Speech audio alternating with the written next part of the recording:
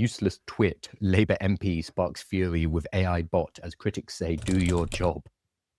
Labour MP up in West Yorkshire created an AI avatar of himself, tried to talk to it and got booted off as soon as I asked about Gaza. And I got several unhelpful answers from it. I asked some hot topic questions in the UK about migrants, for example, and it was like, nope, not going to answer that. So any actual questions about controversial issues, it would immediately say, no, I'm not going to answer that, basically. And then eventually, I think I got kicked off. Good morning, everybody. My name is Kyle, and this is the AI with Kyle show. Every single morning at around 10, 11 a.m. UK time, I'm going to go into the AI news and updates of the day, as well as take live questions from the audience who are coming in from TikTok, YouTube, LinkedIn, Facebook, all over the internet to ask questions about what on earth is going on in the world of artificial intelligence. And that's a fair question this week. So it looks a lot like we're going to be getting ChatGPT version 5. So GPT-5 is the model that is probably going to be dropping today. There's a lot of hints pointing in that direction. Everyone's pretty certain it's going to be today. We know it's going to be in August, and they always release on Thursdays. And we've just heard that there is going to be a live stream.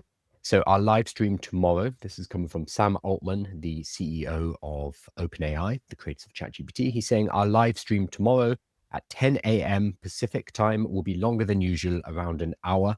We have a lot to show and hope you can find the time to watch. So if you're in the UK, that's 6 p.m. We can sit down, maybe with a beer, and watch, I think, the release of ChatGPT 5, which is exciting. This is a big moment, and I'm going to talk about why. It's not for the reasons most people think, but we're going to have a discussion. I'd also love to hear from the people in the comments what they're excited about, or if maybe you're not excited at all, maybe you are bored of all of these new models and they will feel the same, which is, I think, a valid concern.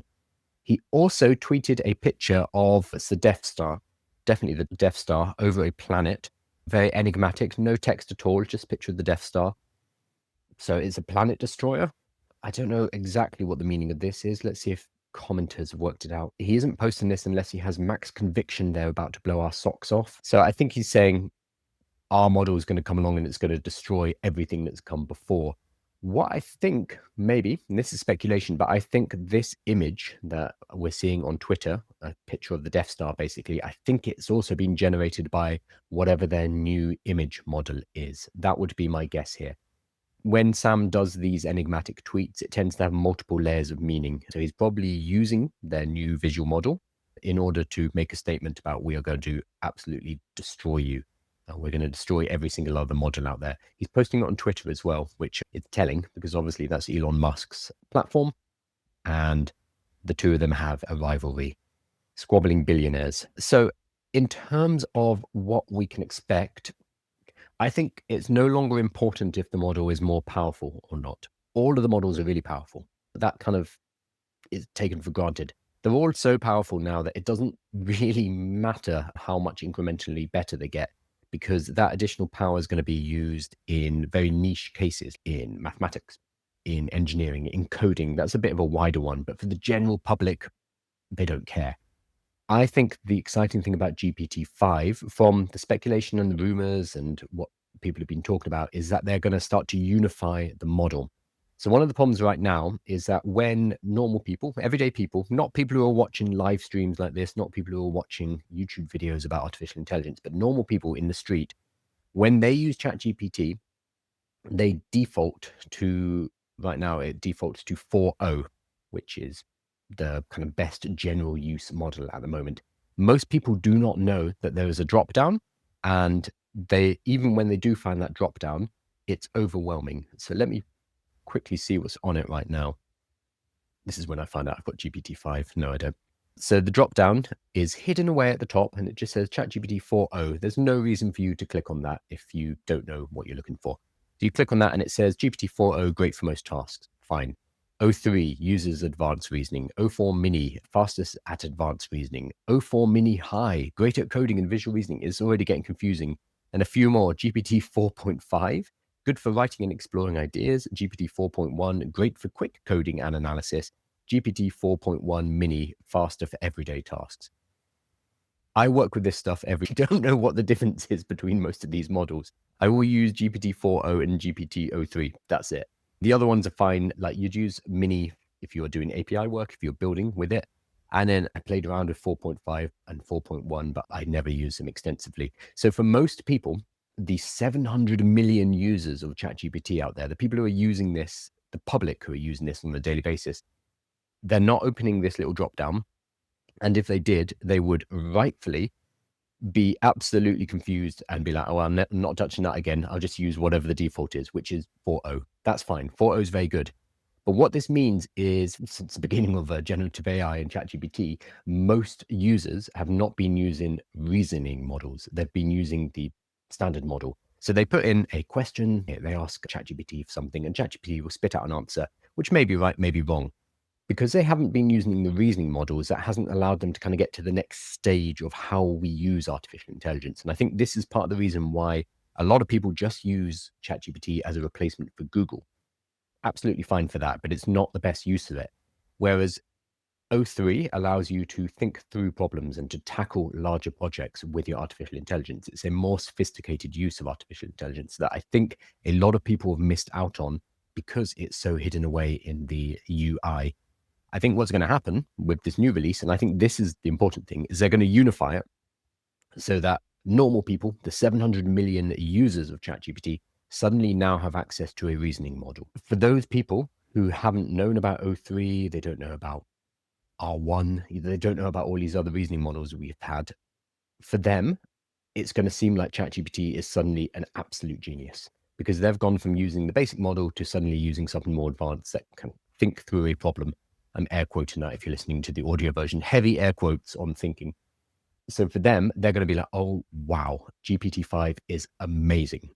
I think that's the important thing here is that 700 million people are about to have that experience with ChatGPT that we've already had, but they're about to catch up. And I think that's really cool. I think there's three levels here. There's things that I'm excited about. I'm excited about it having a larger context window. That has not been confirmed, but at the moment, ChatGPT's context window, the amount of memory, the amount of information it can work with is tiny. And it's much, much smaller than Claude and Gemini, especially Gemini. So that's really what's holding it back.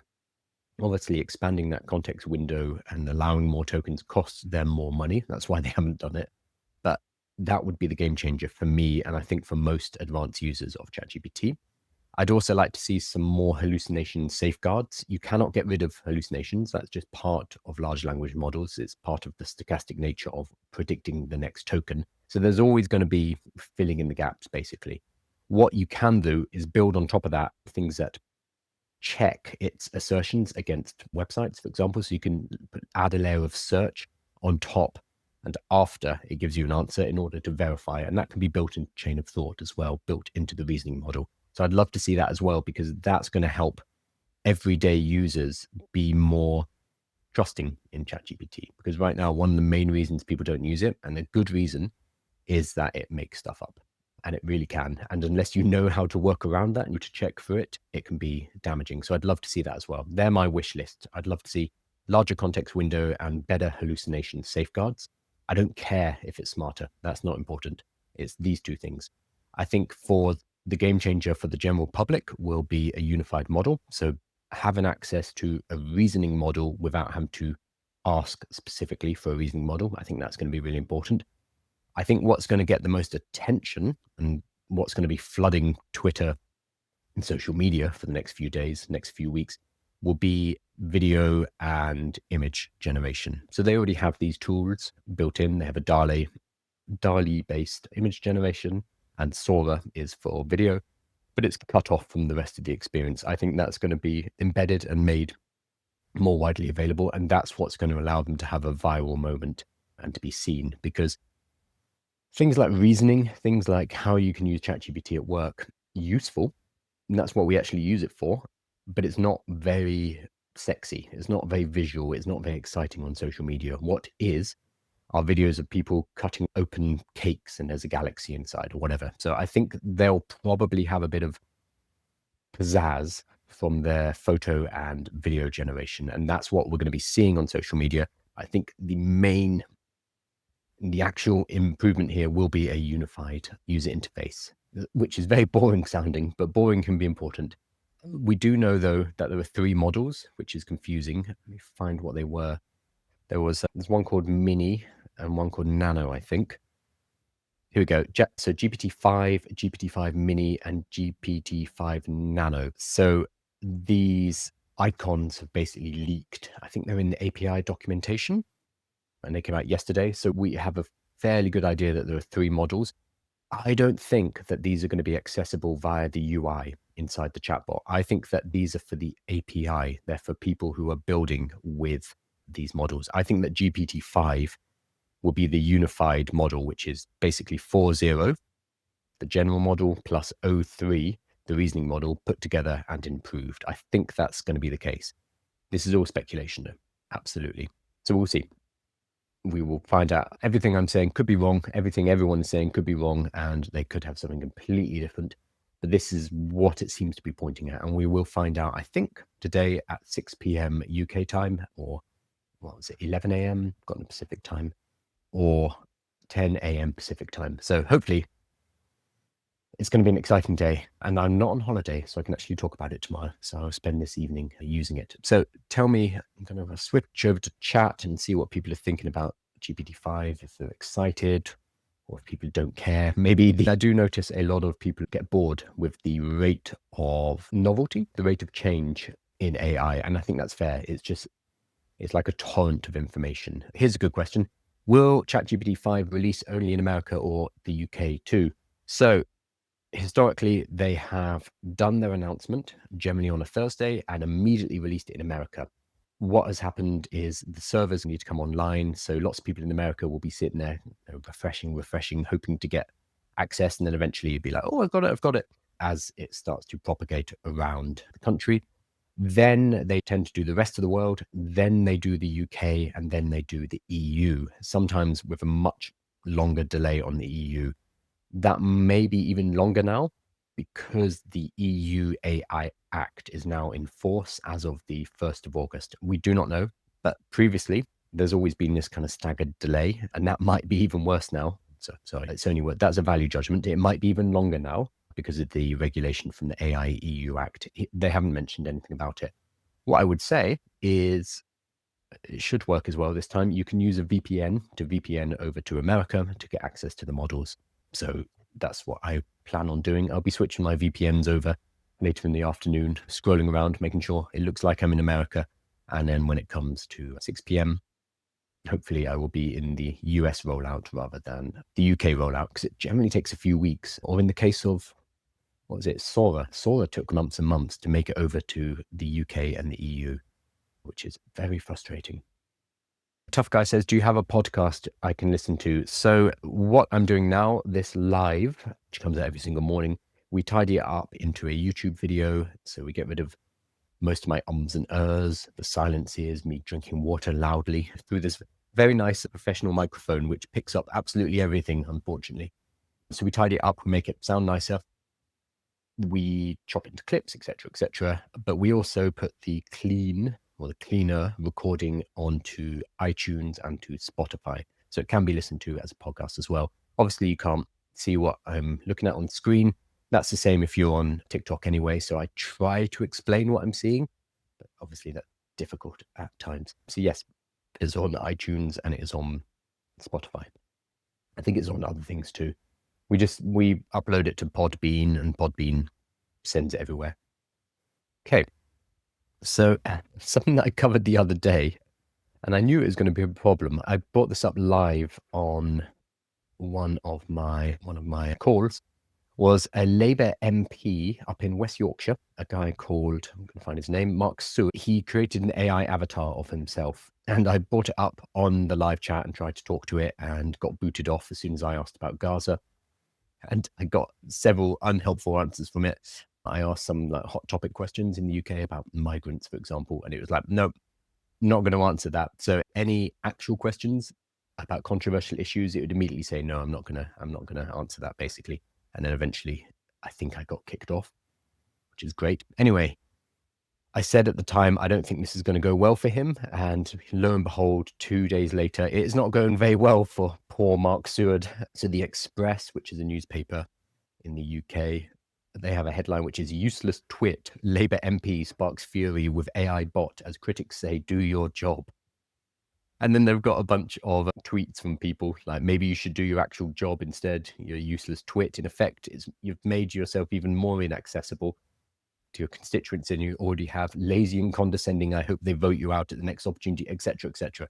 So it got a lot of anti-AI backlash, which I thought was interesting. So instead of, the intention here, I think is good, is to create a chatbot which allows you to have access to the information about Mark Seward and to technically have a discussion and ask about like his voting history, what he thinks about certain policies, etc. That's quite useful. However, there's two problems. One is that lots of people do not like AI, and they've immediately attacked him saying you're lazy, because they are assuming that this he's using as a replacement. So that's a messaging problem. Mark Seward and his team should have said, this is not replacing me. This is a supplement. I'm still doing the rounds. I'm still meeting constituents. I'm doing everything that I normally did. This is just an additional way. That has obviously not come across, or the people are choosing to ignore it. Because other comments like, does that mean we can save on your salary and expenses, resign and give somebody else the chance to take your seat, as obviously you can't be bothered to take the time to review your request personally, etc., etc. This is what they've taken from it. So that's one problem. They've had a messaging problem, and people think he's replaced himself with the AI, which is not the case. It's just an additional chatbot.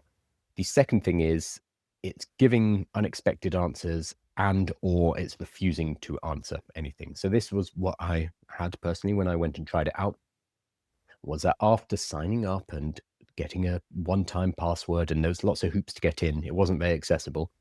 After all of that, I'd ask it questions, and the moment it touched upon something that was even vaguely controversial, the chatbot would say, oh, no, you have to talk to my team about that. So I was unable to get any information. Nope, that's not true. It told me about its policies on traffic control and speed limits. So that's all I got from it. So it means that even if you are interested in AI, even if you are willing to chat to a chatbot, the answers you get from it are not going to be very satisfying. So I don't really know who this is for, because the people who are anti-AI hate it and they think Mark Seward's lazy. The people who are happy to try out and talk to an AI MP will use it and be like, it's not very good. It's not very helpful. So I don't see what the use case is. I don't see who this is for.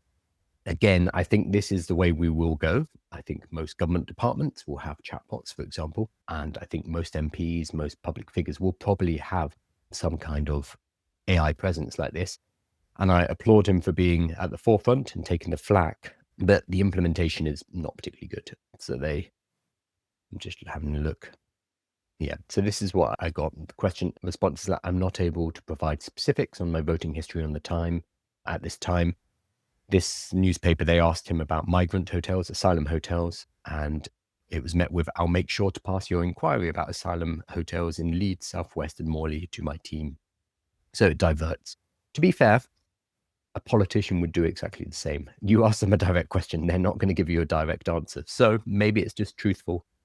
But I think all in all, this is going about as well as I thought it would, which is not very well for this guy. And I applaud him for the effort. And I'm sure they will shut it down within the next couple of days, because it's going to be too much trouble. I don't know what they were thinking. I don't know what they thought would happen, whether they thought that this would be met with wide approval and excitement. But I don't think the team is getting the reaction that they expect. So I bet it's gone by next week, but we'll see. Let's hop over to the questions and see where we're at. Your advice is excellent. Thank you. I don't know what on, but I'll take that. I had one, I could probably put it up. I had a troll in my comments. The trolls I get, or a lot of them they're quite eloquent and they sound like they're not trolling. So I have, for better or worse, I have quite intelligent trolls. And they'll say something like a very sensible argument, and then at the end, dig in the knife. Oh, nasty. So it's very nice when people just say, oh, thank you for doing these videos. I do appreciate that, because not very many people do. Thank you. Most people are very angry on the internet for whatever reason. What do you think of the company selling GPUs of upgradable VRAM up to 384 gigabytes a second? I don't know anything about that, but if you tell me the name of the company, I'm happy to look at it and potentially cover it tomorrow. That's pretty fast. Choosing between creative job and real job, parents are pushing towards nursing, AI affecting art jobs. Nursing's not a bad one, honestly. I actually mentioned this yesterday. Somebody asked, they said, I don't know how to code. What kind of jobs will be improving, what kind of jobs will be, the market for them will be improving rather than deteriorating, which is a hard question to answer. But one of them was nursing for a couple of reasons. It's non-algorithmic. What you do on a day-to-day basis is very hard to consolidate into a simple set of instructions because it's going to be very different on different days. Two, it requires human empathy. So it's a human-to-human interface, and you need to sometimes calm people down. You need to make people feel less scared, etc. Humans are still better at that. And three, it's physical. Robotics is still very far behind artificial intelligence or generative AI specifically. So until robotics catches up, physical jobs are still safer. So nursing is a combination of those three, not just nursing, but anything to do with the care profession. So this could be working in a nursing home, this could be social work. A lot of caring professions still require these three elements: non-algorithmic, empathy-based, and physical, which means they're going to be, at least for now, safer than white collar jobs. So anything that where you're basically sitting at a computer, filling in an Excel sheet and doing the same thing day in, day out, not necessarily talking to people, and you're at a computer, that's the stuff that's at risk. So that's why white collar jobs are going to be more at risk than something like nursing. But choosing between a creative job and a real job, parents are pushing nursing. This is for you personally, Ronald. AI affecting art jobs. I would say the problem with art jobs is art has always been a hard way to make money. So I'm talking not just of pure art, but also the creative industries like market, advertising, fashion, photography, etc., that which have more money, but it's always been a hard way to make money. So AI, I think, accelerates that by making a lot of the kind of entry roles obsolete because it can help with a lot of the basic stuff. So I think the creative industry is going to be increasingly tough. It's already difficult. It has been difficult for decades. I think it's going to get even harder. So by all means, pursue a creative outlet. Absolutely do that. But I think it's more and more difficult to rely on that as your primary source of income, unfortunately, which is a shame. That's one of the uses of AI I'm not very excited about. I do love human creativity and human art, but the economics of the situation is most art and most kind of advertising companies and marketing companies and fashion photography shoots, etc. Most of the stuff they do is workaday stuff. It's just stuff to pay the bills. And that's what AI is going to be coming for. So we tend to think of art as the things in the galleries, etc. That's not really where the money is. The money is in the everyday stuff, doing commercial work for companies generally, for better or worse. And that is going to be taken by AI, which is going to remove the ability and the freedom and the space to do more highbrow art, pure creativity for the sake of creativity. So what I would do personally, I would have a job or a business which allows me an income. Ideally, allows me to get that income within 3 to 4 days a week. So I have extra days to work on my art on the side. I think that's probably the balance. Artists have been doing this for years already. I think with AI, this is going to be even more the case. Trying to make money from the art is going to become difficult. But if you free up your time and have time just to create, without the expectation that it needs to pay the bills and it needs to put food on the table, I think that's probably going to be the sensible way forward, what your art is and what your skills are. But generally, I would say that's probably the way to go. Brand says OpenAI dropping that 20 bill open source model is crazy. So yesterday, OpenAI, they're having a busy week. Yesterday, OpenAI dropped GPT-OSS, and it comes in two forms, two flavors, 20B and 120B. So that's basically the size of the model. So 20B is a small one, which can theoretically work on telephones. It's very slow, and I don't see anyone who's done that successfully yet, but correct me if I'm wrong if you've seen it in live. And the 120B is you need a proper machine with some GPUs, but they're open source. So the big thing is that they've given away these models, including the weights. So you can poke around inside, you can see how it is built specifically, and then you can build on top of it. You can fine tune it, you can do what you want with it, which is very different to their normal models, which are closed off. You cannot see what's going on inside. You can pay to get access to it, and you're basically sending information in and it sends information back out, but you don't see what's happening in here. With an open source model, you literally get to download that file and you can have it on your computer and you can poke around and do what you want with it. I think the only reason why they're confident enough to release the open source model is because they know GPT-5 is dropping today. Yesterday, they dropped the open source models. Today, they're like, okay, I'm glad you love those open source models, but now here's something that's going to blow your socks off, something that's so much better that you're still going to be using our paid for models. You're still going to use our private models. So I think it's fantastic that they've dropped these, and especially that they've made them open source. But what it mainly tells me is that they're extremely confident about what is dropping today with GPT-5. Because if what they release is just as good as these open source models, or just only slightly better, they have shot themselves in the foot by releasing the open source models, because they've given away for free the open source and then expecting people to pay on this side. That's going to be really tricky. So I think it's positive. It's fantastic that they are open source, and it also tells us that GPT-5 is going to be really good. That's my hope, at least. How do people run really large models at home? Everyone got supercomputers at home or something. So you can buy GPUs. I would not recommend it. They are extremely expensive. Let's see how much they are right now. An H100 is, a refurbished H100 is £24,000. You'd need a few of those. So it's not very practical. So what you do instead is you can rent a cloud server. Just trying to find one. Who's the one? Vast AI. You can do it through Google. You can do it through AWS. Lambda is the one that I like. I've totally forgotten the name. So I'll put it up on the screen as well. So Lambda is one of multiple hosting companies where you can basically go and you can rent a block of GPUs somewhere on the cloud, and then you install a local model. So something like ChatGPT, OSS, you install it on their computers. So you'll have a little partition on their servers. And let's have a look at the prices. So an H100, they used to have a much better pricing table. Here we go, on-demand cloud pricing. So let's say I wanted 8 GPUs, graphical processing units. It doesn't say which ones they are, but I assume they were, oh yeah, the H100.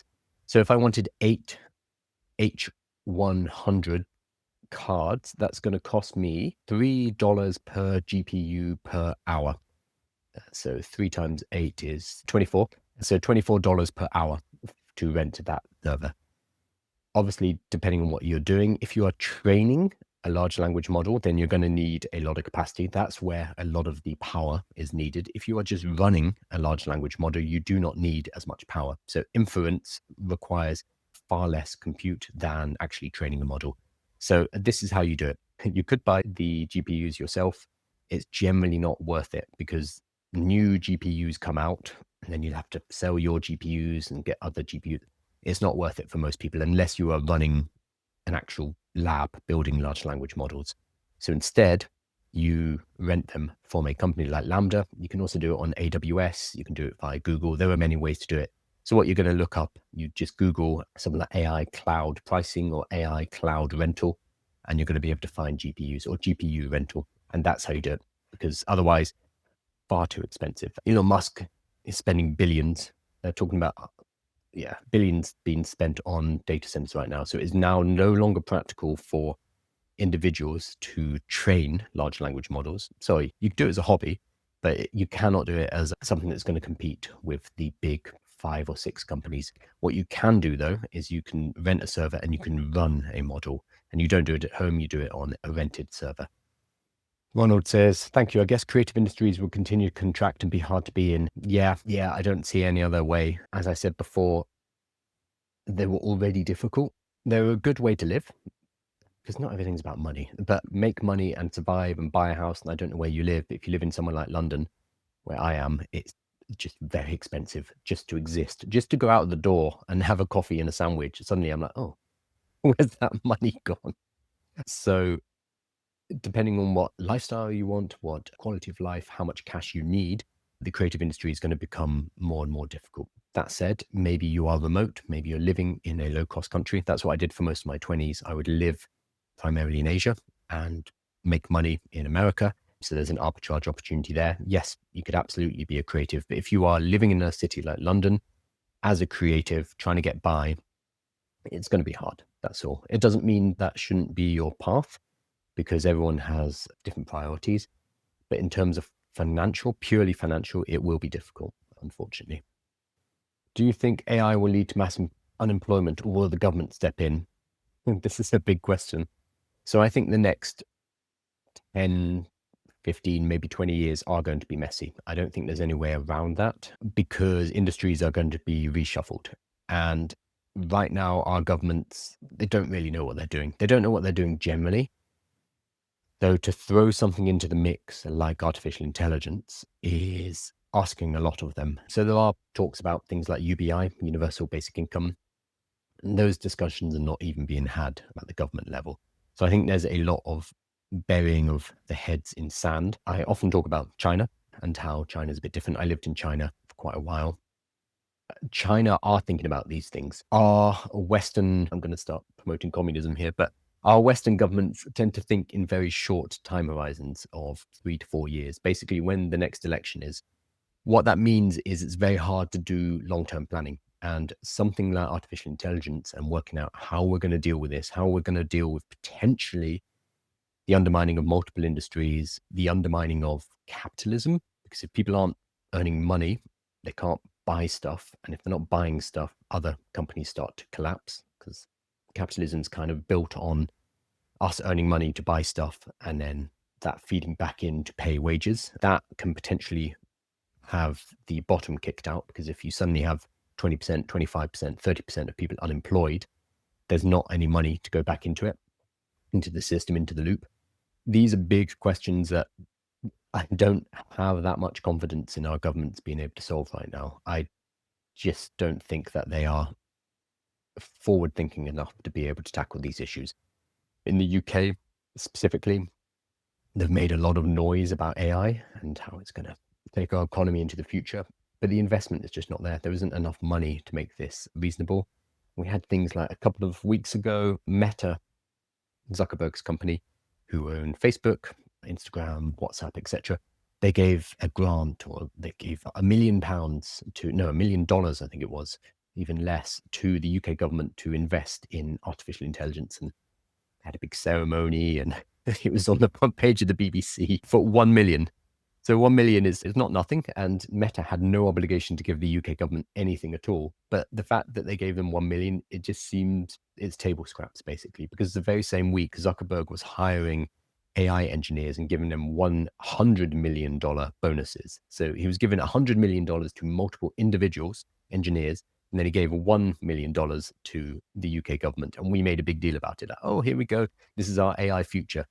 So I don't think our government knows what they're doing. Peter Kyle, who is in kind of the forefront of all of this, I think he's doing what he can, but unless there's money to put behind these technologies and to retrain people and to get access to these technologies, it doesn't really matter. We can say all we want about our AI future and our AI-enabled government, etc., but it's just words. It's hot air. So when it comes to things like UBI, which is going to require immense amount of cash to be able to pull off and immense amount of finesse to make sure it doesn't collapse our society, I just don't know if they have the chops to pull it off. So somewhere like China, because they are thinking 10, 20, 30 years ahead, have a better chance. But in the UK and the US, no, I don't think we can rely on them. So this is why I always tell people, and this is why I do this kind of educational content, is basically saying this is the best opportunity I've ever seen in all my years of kind of building businesses and building businesses online and helping other businesses as a consultant.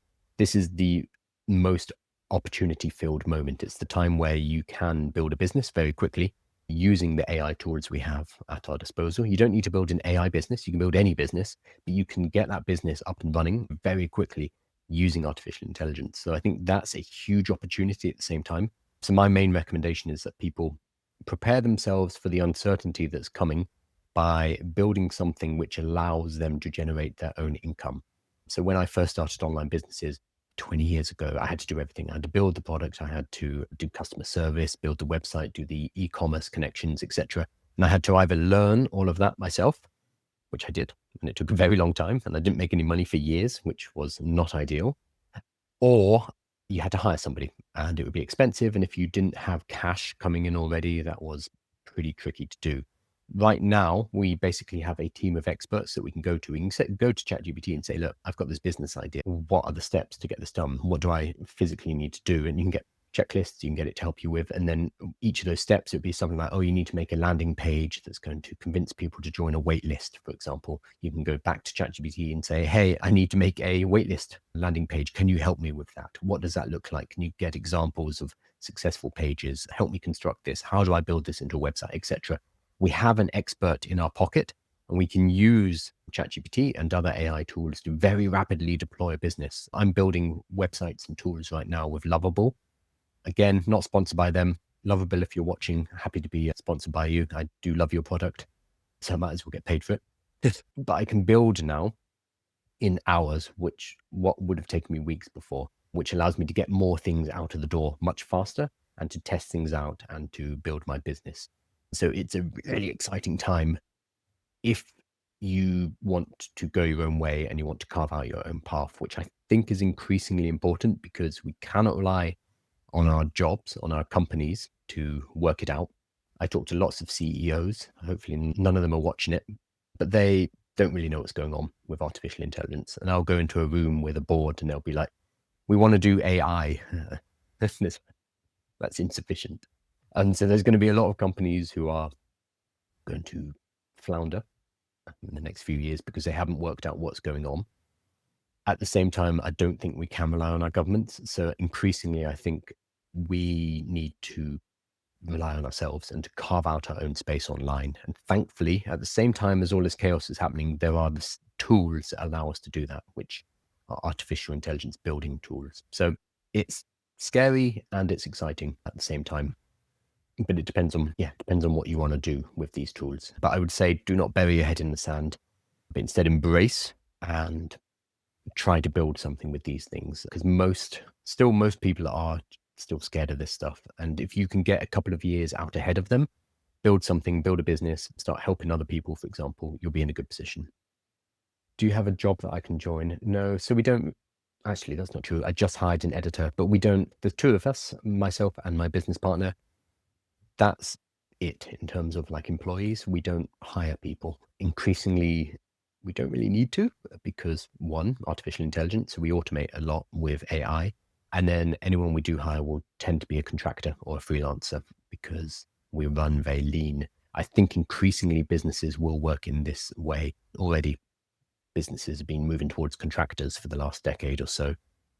But I think with AI as well, this will also be the case where if a job can be fulfilled by artificial intelligence, it will. So we practice what we preach and we run very lean. So it's just two of us, myself and my business partner. And that's kind of it. Sorry. Kyle, do you feel bad for people that started learning software development in the last 5 years? No, I think it's wonderful. It's a really useful skill. So even when you are vibe coding, when you are building something using an artificial intelligence, it's really helpful to know how software works. So I made a huge mistake in the last few days. So I'm building a site which is going to be for search engine optimization in order to rank on Google. And I messed up. So I built this whole thing. It's beautiful. And it's taken me a few days to build. Not massive, but still a lot of time, a lot of energy. And I've realized the whole thing is built with client-side rendering, which is technical, but basically for Google to be able to read the website and to index it and to show it to people on Google, it needs to be server-side rendering. So I've just made this huge architectural problem because I blindly went in, didn't do the research, made a mistake, and I've built something which is no longer fit for purpose because I basically mucked up at the beginning. So now I'm having to work out how to convert it, et cetera, et cetera. If I was a much better software developer than I am, that wouldn't have been an issue because I would have known going in to instruct my tools, my AI tools, hey, this is really important. This needs to be server-side rendering. This cannot be client-side rendering. I would have known it up front. I knew this, but I didn't know explicitly enough to tell the tool. Whereas if you have been learning software development, if you know a programming language, if you know how software is architected, is that the word? Yeah. You are in a much better position to start to use these tools as well. What I'm seeing though, which is a bit of a risk, are the people who they've spent years honing their craft as a software developer, and they see these AI tools as a threat, which they are to their jobs. So they are refusing to use them. I think that is a big mistake. I think if you can combine years and years of software development expertise with the newest AI tools that can speed you up, that puts you in a really good position. That puts you in a much better position than somebody who doesn't know the first thing about coding and is using a vibe coding tool, because they're going to make mistakes. They're going to have insecure software, for example. And it puts you in a better position than the coders who refuse to use these tools as well. So if you can combine the two, perfect. You're in a really good position. And I envy you. So 5 years of software development, learning, that puts you in a great position. How much of a role do you think AI played in poor US job numbers? Oh yeah, this was now remind me, it was about new jobs, wasn't it? Let me put it up. And didn't he fire he fired the, sorry, you don't like the statistics, you fire her. So here we go. Trump axes the labor statistics chief after his poor jobs report. I believe the numbers were phony, so I fired her. So this poor lady, Erica Muckentaffer was confirmed by the Republican-led Senate in an 86 to 8 vote last year.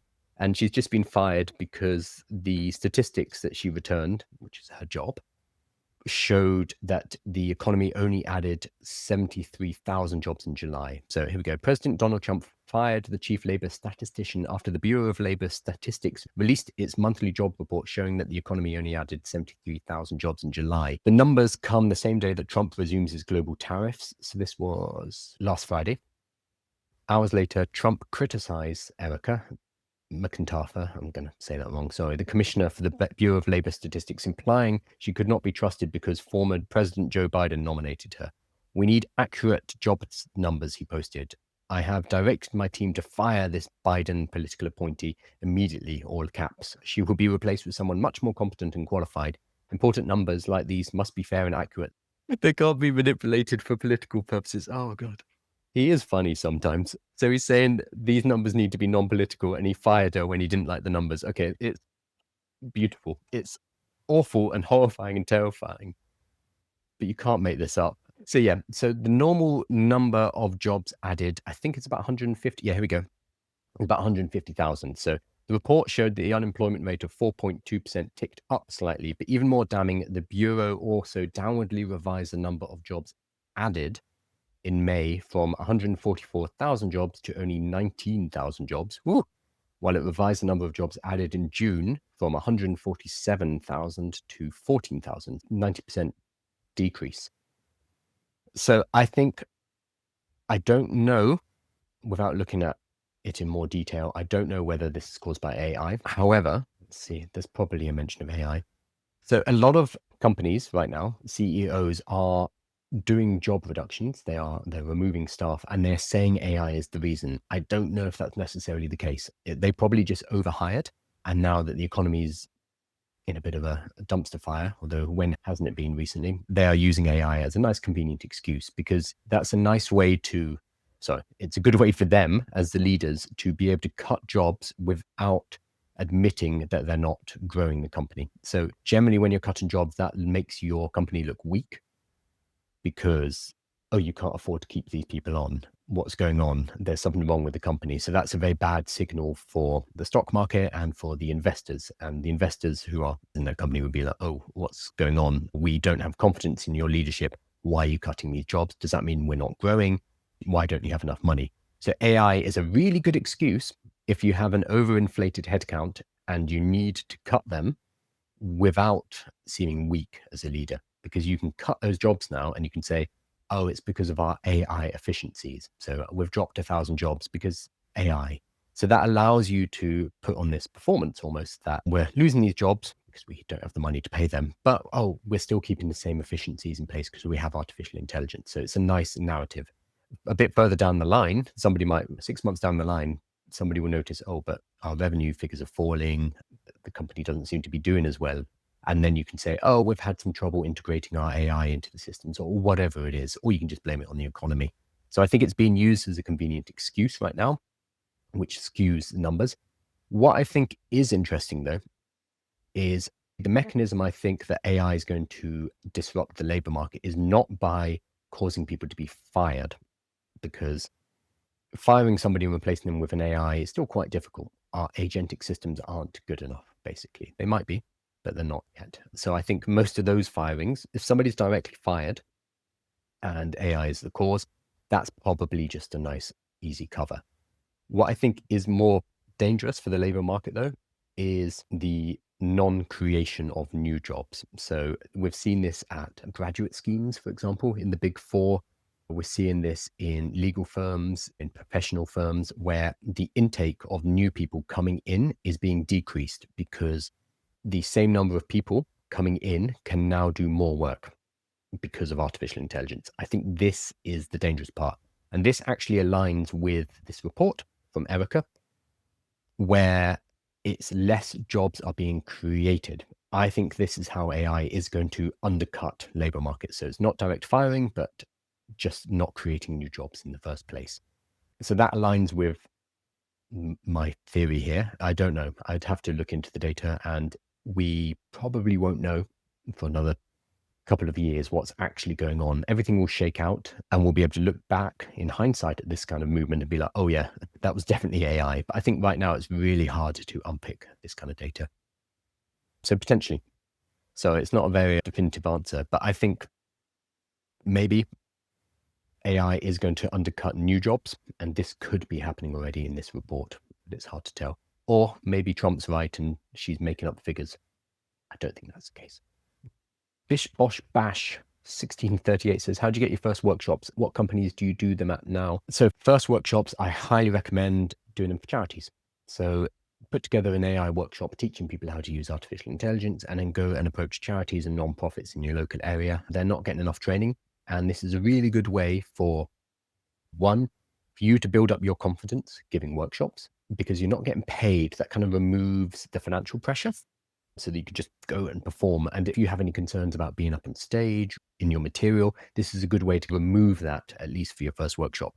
Off the back of that free workshop that you're going to give to a charity, you can get a review, you can get testimonials, you can get photos of yourself up on stage, and you're starting to build up social proof, which you can use to get paying clients. So I would start with a charity or a nonprofit as the first way to go. From there, you can either start to approach companies directly, and now you have a photo of you on stage giving a workshop, you have a good review, a testimonial, so it's going to be easier. Or what a lot of my students do is they will go to an organization like the Chamber of Commerce in America, or BNI, the Business Networking Initiative. I don't know what the I stands for, in the UK or globally, and give a talk at one of these kind of events. So it's an event that has mixed businesses. You can also do this via Meetup if you're in a large city. So I've given lots of workshops at London-based meetups. They're always looking for people to come and talk because they need to fill those spaces. So you can go and do that, and you can do that for free, because again, what that does is it puts you in front of multiple business owners. And then after you give that workshop, you're going to get people coming up to you and saying, hey, can you come to my company and give me a workshop? So I have a student called Joshua who did this. He licensed my materials, and I think 2 days later or 3 days later, he gave his first workshop, which is amazing. And that's all Joshua. It's got nothing to do with me. Just nailed it. He went and gave a workshop to a group of, I think, 10 mortgage broker owning companies, guys who owned mortgage brokerages in Washington State, USA. And then off the back of that free workshop, which he gave to these 8 to 10 different business owners, he got paid clients immediately. And one guy came up to him afterwards and said, I want you to come and advise. I want you to come and give a workshop. How much is it? And Joshua didn't blink. He was like, oh, it's $1,000 an hour. And the guy was like, cool. Yeah, we want you for 2 hours. And just like that, boom, he was straight in. He was starting to get paid to give workshops. So I would start with that. I'd start with free, either to a charity or to a business networking group of some kind of type. And then from the back of that, you can get paid work. And make sure you get reviews, photos, and testimonials. So it's really important, because that's going to be what goes in your one pager and on your website, etc. And it shows that you are actually doing these things.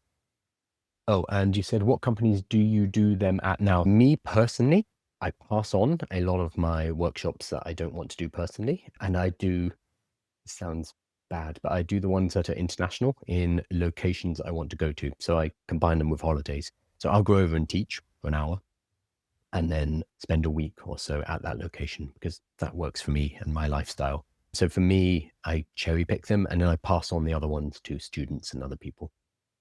Cool. So that brings us to about an hour, which is the end of the show. We will have a lot of news tomorrow, I think. So I'm going to be up late tonight, I think, playing with GPT-5 if it releases. Fingers crossed. It looks pretty certain though. So tomorrow, which is going to be Friday, I'm going to report back with what I think of GPT-5 so far. And I'd love to hear your opinions as well. So if you hop on the live stream, we can chat about it. So yeah, I think that's all the news for today. It's holding our breath for GPT-5 and the big announcement later today. Again, it's going to be at 6 p.m. London time if you are in the UK. So if you do want to watch it, it'll be about an hour's long. And I'm sure they're always good shows. And if you want to find this content later, it's all going to be on YouTube. We clean it up, we chop it up. It's all available in shorter videos. I'm still building my YouTube presence and it's taking a very long time. So as I ask every single day, if you can go and follow me there, that would be really useful. Even if you don't want to watch me there, still follow me. Oh, that worked yesterday. There was a huge spike in subscribers yesterday. That's nice. I'll show you what, if you're watching it on one of the other, this is probably interesting to you guys. If you're watching on YouTube or any other format, I'm going to show you what I can see. So this is what the YouTube looks like. And basically, since I've started doing this live show, since we've started to cut up the clips and do shorts off the back of it, everything has just been growing. It is an incredibly large amount of work. I do not recommend it for anyone else, but I will create a guide of the exact process. Very briefly, though, I do a morning live update every single day, which is 1 hour talking to camera, talking to people live, answering questions. That's what you're watching right now if you're on the live. We then carve that live up into the individual segments. So there's probably 3 to 5 segments. So today we talked about GPT-5. We talked about the Labour MP who has an AI avatar. We talked about the Trump firing of the Labour Secretary, the Bureau of Statistics Secretary, etc., etc. Each of those will become a video, which is 10 minutes long or so. That will go on the YouTube. And then we also cut out short 30 to 60 second long shorts, which are basically sound bites, which also go on YouTube, TikTok, Instagram, etc., etc. So it means that 1 hour live, what I'm doing right now, suddenly turns into about 30 pieces of content, which is what YouTube seems to like. So we're able to put out a massive amount of information and a massive amount of content, basically becoming a media company, all off the back of one piece of content, using artificial intelligence to help us with the edits. We've also hired a human editor who started a few days ago. And then there's a lot of human processes as well. I'm trying to automate as much as possible, but at the end of the day, humans are still better at some tasks than artificial intelligence. But that's allowed us to really start spiking on YouTube, which is great. And it's taken a lot of work, but we will continue to do. Make sure you are subscribed on YouTube if you like what we're doing, because that really helps me. And it's the sign I should keep doing it, if that makes sense. Sorry, that sounds like blackmail. I'm going to stop doing it. I won't, but it really helps me to get up in the morning and do it every day. There's also a newsletter, which is free. If you look at the link in the bio, there's a free daily update newsletter, which is basically what I'm covering, but in text form with links to the specific videos. You can find the information that you most want to know about. That is me signing off for today. And I will see you tomorrow, 10 a.m.-ish London time, depending on how late I go to bed after playing with GPT-5 all day. And I will see you tomorrow. Thank you, guys.